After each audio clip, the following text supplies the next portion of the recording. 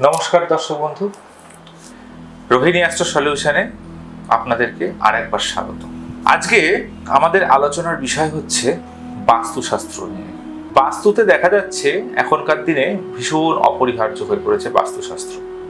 তার কারণ এখন মানুষ বাড়ি করছেন, বাড়ি করার তুলনায় বেশিরভাগ মানুষ কিন্তু এখন ফ্ল্যাট বা বড় বড় আবাসনে বাস করছেন। তো সেক্ষেত্রে দেখা যাচ্ছে যে তারা এতদিন যেখানে ছিলেন, হঠাৎ করে একটা ফ্ল্যাটে আসার পর থেকে তাদের জীবনে বিভিন্ন রকম প্রবলেম ফেস করতে হচ্ছে। সে নানান রকম প্রবলেম, কারোর ম্যারেজ লাইফ প্রবলেম হচ্ছে, কারোর বিজনেস রিলেটেড প্রবলেম হচ্ছে, আবার কারোর পড়াশোনা হচ্ছে না ঠিক মতন, বা কারোর চাকরি থাকা সত্ত্বেও সে চাকরি করতে পারছে না বা চাকরি চলে যাচ্ছে। এরা বিভিন্ন রকম প্রবলেম ফেস করতে হচ্ছে। তো এইটা নিয়ে আজকে আমাদের আলোচনার বিষয়। তো আমাদেরকে আগে বাস্তু দেখতে গেলে বা বাস্তু জানতে গেলে আগে আমাদের জানতে হবে যে আমাদের দিক কটা আছে। আমাদের বাস্তুতে দিক কটা আছে সেটা আগে আমাদেরকে জানতে হবে। আমাদের বাস্তুর দিক কিন্তু হচ্ছে ন্যাচারালি আমরা যেটা জেনে থাকি যে 4টে দিক, কিন্তু অ্যাকচুয়ালি 4টে দিক নয় আমাদের বাস্তুর। আমাদের বাস্তুর হচ্ছে টোটাল 16টা দিক রয়েছে। তো 16টা দিকের 16 রকম জিনিস ওখান থেকে কিন্তু আমাদের লাইফের সাথে ওতপ্রোতভাবে জড়িয়ে আছে। এক একটা দিকে এক এক রকম জিনিস আমাদের লাইফে ওতপ্রোতভাবে জড়িয়ে আছে। তো সেই জিনিসটা কোন জিনিস, কি জিনিস, কোথায়? আপনার টয়লেট তার থেকে মূল, মানে যেটা মেন জিনিস, যেটা বাস্তু সমস্যার মূল জায়গায় থেকে ডিস্টার্বটা তৈরি হয়, সেটা হচ্ছে টয়লেট। আর দ্বিতীয় কোনটা, সেটা হচ্ছে আপনার রান্নাঘর কোথায় আছে। আর 3 নম্বর যেটা, সেটা হচ্ছে আপনার এন্ট্রান্স।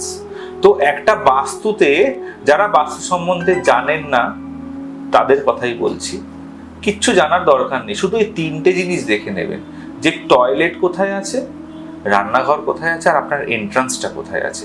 এই 3টে জিনিস যদি সঠিক থাকে তো মনে করবেন আপনার অনেক, মানে বাড়ির বলুন বা ফ্ল্যাটের বলুন, অনেকটাই বাস্তু আপনার কিন্তু ঠিক হয়ে গেল। তাহলে কোন দিকে কি রাখা উচিত অবশ্যই করে বলবো। তো আজকে যেটা জানবো যে টয়লেট কোথায় থাকলে একদম খারাপ রেজাল্ট দেয়। যেদিকে থাকুক টয়লেট তার রেমেডি আছে, কিন্তু যদি নর্থ ইস্টে যদি টয়লেট বা নর্থ ইস্টে যদি কিচেন এটা চলে আসে, তাহলে কিন্তু তার কোনো রেমেডি নেই। নর্থ ইস্টে টয়লেট আসলে তার মানে মনে করবেন আপনার বাড়ির যে মহিলা বা আপনার বাড়ির যে কর্ত্রী বলুন বা কর্তা বলুন, যেই বলুন, সে কিন্তু মারাত্মকভাবে একটা ভয়ঙ্কর হেলথ প্রবলেমে কিন্তু ভুগবে, বা তার কিন্তু একটা হেলথ ইস্যু আসবেই দিনের পর দিন যদি সেই জায়গায় থাকেন আপনারা যেখানে আপনার বাড়ির টয়লেট নর্থ ইস্টে পড়ছে। নর্থ ইস্টের টয়লেট বা নর্থ ইস্টে কিচেন রাখলে আপনার বাড়িতে কিন্তু ক্রমাগত অশান্তি লেগে থাকবে। এর সাথে এর ঝামেলা, কারোর সাথে কারোর বনিবনা হবে না, কেউ কাউকে সহ্য করতে পারবে না, এবং কারোর ডিসিশনই সেখানে ঠিক মতন কাজ করবে না।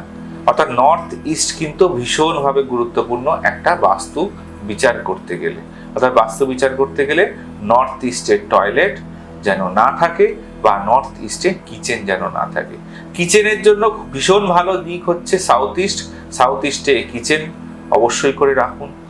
নর্থ ইস্ট আরেকটা জিনিসও দেখা যায় যে নর্থ ইস্টে বেডরুম হ্যাঁ রাখতে পারেন, কিন্তু নর্থ ইস্টে বেডরুমটাতে যাদের নতুন বিয়ে হয়েছে বা যারা নববিবাহিত কাপল আছেন, তারা কিন্তু নর্থ ইস্টের বেডরুমে কিন্তু থাকবেন না।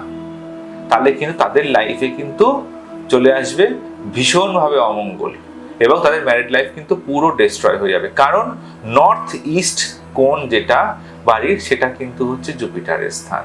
আর একটা ম্যারেজ কাপল যখন তাদের মধ্যে ফার্স্ট বিয়ে হচ্ছে, বিয়ের পরে তাদের সম্পূর্ণ সম্পর্কটাকে কিন্তু ডিপেন্ড করে শুক্রের ওপরে, অর্থাৎ শুক্রের দিকটা কিন্তু নর্থ ইস্টের দিক নয়। তাই জন্য শুক্র হচ্ছে দৈত্যগুরু এবং বৃহস্পতি হচ্ছে দেবগুরু। অর্থাৎ দেবগুরু স্থানে যদি আপনি শুক্র গুরু, যেটা দৈত্য গুরুকে রেখে দেন আপনি, তো নিউ কাপলের বেডরুম যদি নর্থ ইস্টে থাকে, তাহলে কিন্তু তাদের বিবাহিত জীবন সুখকর হবে না। অর্থাৎ এই জিনিসটা কিন্তু মাথায় রাখবেন। নমস্কার, আজকে আলোচনা এখানেই শেষ করলাম। তো পরবর্তী আলোচনা দেখতে এবং বাস্তু সম্বন্ধে আরো বিশদ জানতে অবশ্যই করে আমার চ্যানেলটিকে সাবস্ক্রাইব করবেন এবং লাইক শেয়ার কমেন্টস অবশ্যই করবেন। এবং আপনাদের যদি কোনো বাস্তু সম্পর্কিত কোনো প্রশ্ন থাকে সেটা অবশ্যই আপনারা কমেন্টস বক্সে লিখে জানাবেন, আমি অবশ্যই আপনাদের উত্তর দেব।